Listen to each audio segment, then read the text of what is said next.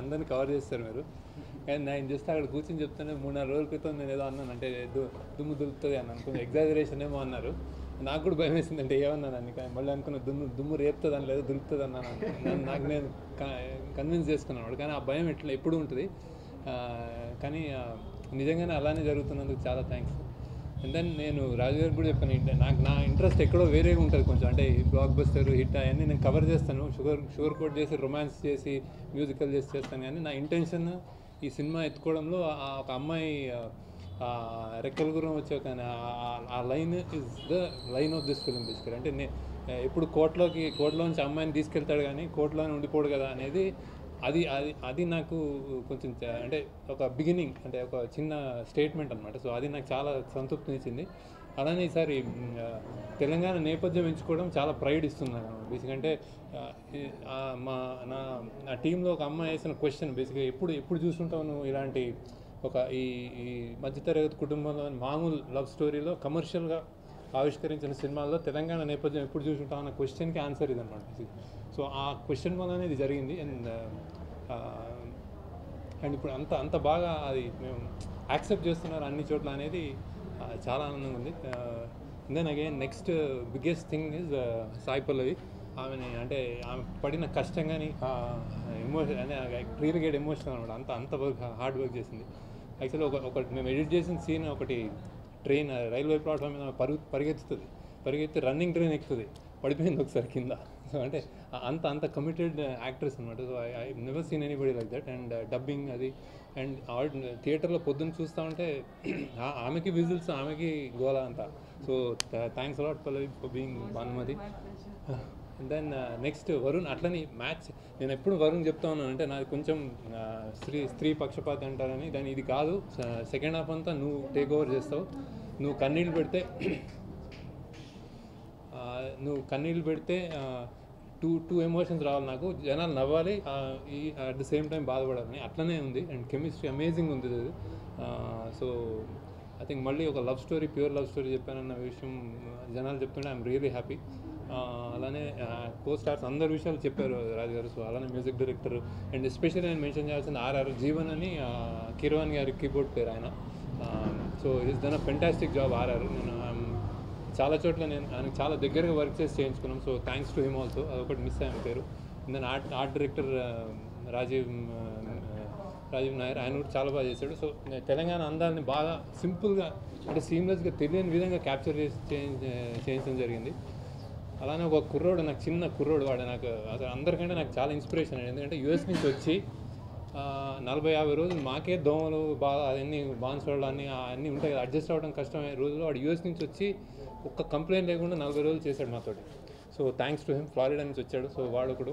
ఇంకా సాయి చంద్ గారు అగైన్ తండ్రి అంటే సాయి చంద్ గారు అనుకున్నాను. అలానే అవుట్కమ్ వస్తుంది. సో ఇంకా గీతా భాస్కర్ కూడా ఆయన చెప్పినట్టు ఆయన ఆల్మోస్ట్ క్లాప్స్ కొడుతున్నారు దానికి. ఇటన్నిటి కాకుండా చాలా కష్టపడింది మా డైరెక్షన్ డిపార్ట్మెంట్ ఆల్సో.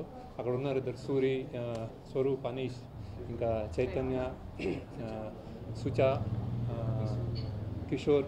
వీళ్ళు మెయిన్ అంటే చాలా వర్క్ చేశారు. మేము జనరల్గా మా సినిమాని డిఫరెన్షియేట్ చేయడం ఇప్పుడు ఇంత ఫ్రెష్గా ఉందంటే నేను ముందే చెప్పాను. యాక్చువల్లీ ఒక నేపథ్యంలో ఒక 40-50 మంది 100 మంది ఆ పెళ్ళి, మీరు ఏదైతే సినిమాలో పెళ్లి చూసారో ఆ పెళ్లిలో మేము ఒక్క ఎక్స్ట్రా కూడా యూజ్ చేయలేదన్నమాట. అందరూ అక్కడోళ్ళే, లోకల్స్. ప్రతి ఇంటికి వెళ్ళి వాళ్ళని కన్విన్స్ చేసి పేర్లు రాసుకుని 100-150 మంది పేర్లు రాసుకుని, నువ్వు మగపిల్లల తరపు, నువ్వు ఆడపిల్లల తరపు అని మార్క్ చేసి, నిన్ను ఈ చీర కట్టుకున్నారు, ఇవాళ ఈ చీర కట్టుకురావాలి, ఇట్లా అంటే రెండు ఒక పెళ్లి చూపులు, అదేంటి పెళ్లి కూతురుని చేయడం, పెళ్ళి, ఒక ఎంగేజ్మెంట్, ఇవన్నిటికీ కన్సిస్టెంట్గా చేసి వాళ్ళందరినీ ఇన్వాల్వ్ చేశారు. వాళ్ళ పిల్లల్ని మళ్ళీ స్కూల్ మానిపిస్తే వాళ్ళకి మళ్ళీ ట్యూషన్లు చెప్పడం, ఏవో చేశారు మొత్తానికి. సో థ్యాంక్స్ అలాట్ డైరెక్షన్ కూడా. అంటే ఇలాంటి సినిమాలు చేయాలంటే ఇలాంటి హెల్ప్ కావాలి నాకు. సో అలా హెల్ప్ చేశారు నాకు. And then Vijay camera work spectacular. నా తోడే ఉంటాడు. ఏదన్నా నాకు ఎంత కష్టాలు ఏ టైంలో అన్నా నాకు సపోర్ట్ విజయ్ ఎపిసిక్. అట్లా అంటే శేఖర్ జీ అని వచ్చేస్తాడు. సో మళ్ళీ మన కాంబినేషన్లో ఇంకా కొత్తగా చేద్దామన్న దానికి నిజంగానే he made it. Then Martand Venkatesh editing. ఎప్పుడు తను ఉంటాడు సినిమా చూడగానే మోస్ట్లీ మార్తానికి కిట్టకపోతే అది గుడ్ అనమాట బేసిక్గా. సో అది మా ట్రెండ్. సో ఏకేస్తూ ఉంటాడు, ఇది బాగాలేదు ఎంత క్రిటిసిజం అంటే ఇంకా అసలు విసుగు వచ్చే అంత క్రిటిసిజం వస్తుంది. సో అందులోంచే పర్ఫెక్షన్ వస్తుంది అనమాట. సో దీన్ని కూడా అలానే చేశాడు, ఏంటి సార్ అండ్ ఒక నిజంగానే అటు సైడ్ నుంచి వాళ్ళందరి డిపార్ట్మెంట్ నుంచి నాకు చాలా రోజులైంది, నేను అనుకోను ఎక్కువ చాలా రోజులైంది నాకు హిట్ వచ్చింది అట్లా అని వాళ్ళు చెప్తుంటారు, సార్ మీరు మీ కెపాసిటీ ఏంటి, మీరు ఏం చేయాలి, మీరు ఎక్కడ ఉండాలి, ఇవన్నీ చెప్తుంటారు అనమాట. మా పిల్లలు కూడా రేడియోలో పాటలు వస్తుంటాయి డైరెక్టర్ల గురించి. ఈ మధ్య నా పేరు ఉండలేదు అందులో. సో అదే రేడియో స్టేషన్కి వెళ్ళాను నేను మళ్ళీ. ఫిదా తర్వాత మీరు ఆ పాట మార్చుకుంటారని చెప్పాను అనమాట. సో అంటే ఇది అంటే రైటర్ వేన్ కానీ నాకు పెద్ద ఇది కాదు, కానీ ఎక్కడో మారుమూల కూర్చొని మేము సంవత్సరాలు కష్టపడి ఏదో ఒక సినిమా తీస్తాం, అది ఒక ఫర్ పాజిటివ్ థింగ్ అనమాట, బ్యూటిఫుల్గా మీకు ఒక ఎక్స్పీరియన్స్ ఇవ్వాలని. సో అది అచీవ్ చేశారు. దానికి కంప్లీట్ దిల్ రాజు గారి సపోర్ట్ కంప్లీట్గా ఉండింది సినిమాకి. ఎక్కడ తగ్గకుండా ఏది కావాలంటే అది అంటే మీకు పాటకు మళ్ళీ చేయాలంటే ఇచ్చారు అలా. సో థ్యాంక్స్ రాజు గారు. మనం ఐ థింక్ అది లేకుండా చక్కగా సినిమాకి వెళ్ళి చూడండి, ఎందుకంటే అలాంటి చాలా ఇంపార్టెంట్ మాకు. మేము అంటే ఇట్లాంటి సినిమాలు తీయాలంటే మాకు కలెక్షన్స్ అవి కనిపించాలి బాగా. ఇప్పుడు రాజుగారు ఇలా అన్నారు, రేపు పొద్దున్న ఇంత నెంబర్స్ వచ్చినాయంటేనే మా అలాంటి రోడ్లు మళ్ళీ తీయగలుగుతారు, బడ్జెట్ ఉంటుంది తీయగలుగుతాం మళ్ళీ. So please don't watch piracy. మేమేం అదే యూఎస్లో కూడా హయ్యర్ ప్రైస్ ఏం పెట్టలేదు యాక్చువల్లీ, లైక్ రీజనబుల్గా పెట్టాము యాక్చువల్లీ. సో యూఎస్లో anyway thanks to US people. అంటే పొద్దున్న ఫస్ట్ ఫోన్ కాల్ అక్కడి నుంచి వచ్చింది. ఎనీవే ఇది యూఎస్లో తీసాం కాబట్టి అదే అనుకున్నాను, I expected that kind of reaction US. So overall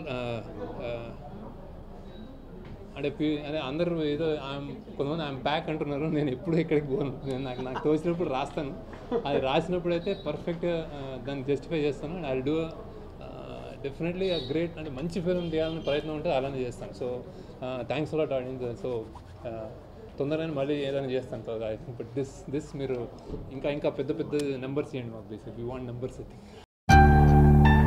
first నేనే ప్రపోజ్ చేశా, ఇప్పుడు నాకు వాడు అస్సలు నచ్చట్లేదు, ఏం చేయాలో కూడా అర్థం కావట్లేదు. చాలా గిల్ట్గా ఉందిరా.